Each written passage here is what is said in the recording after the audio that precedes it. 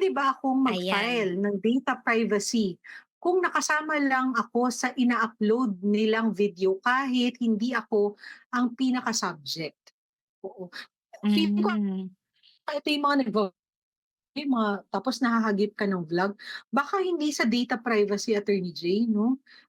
Oo, I kasi don't sa think data this will be privacy, covered. personal data Hmm, mo, eh, oo. mhm, Kapagka wala namang personal data mo ang na-disclose or na-violate na personal information na na-disclose, 'di ba, wala tayong cause of action under the data mhm, privacy law, 'di ba, Attorney oo. M? So, Saka kung yung magreklamo tao ka na naman na nahagip yung mukha kumuha ko, parang ganyan.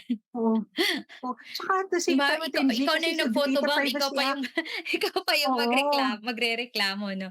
Oo. Oo.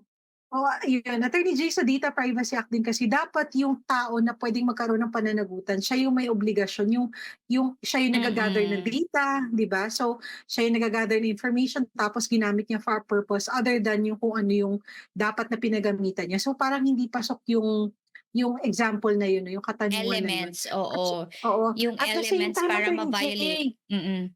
Mm. At the same time, Attorney J, 'pag nasa public place ka kasi medyo yung sinasabi, Attorney J, 'di ba, yung wala ka talagang reasonable expectation of privacy kapagka nasa public place ka. Mm. Kasi maraming ibang tao, lalo na ngayon in this day and age, madami na may cellphone, halos lahat na nga, Attorney J, may cellphone, 'no? So, kung ayaw mo talaga, ingat na lang po talaga, mag-ingat din kasi, baka nga mahagip. Although ako, Attorney J, iniisip ko puwede 'tong maganda 'tong study for ano, for a thesis, 'no, para sa mga law students kung Oo, papaano ba oo. yung boundary ng right to privacy in a public place.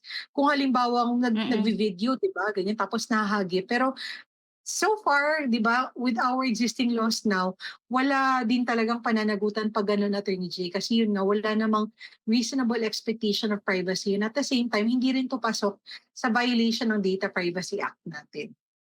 So, yun. Mm. Ingat na lang Correct. po, ingat na lang. Ayun. Mm.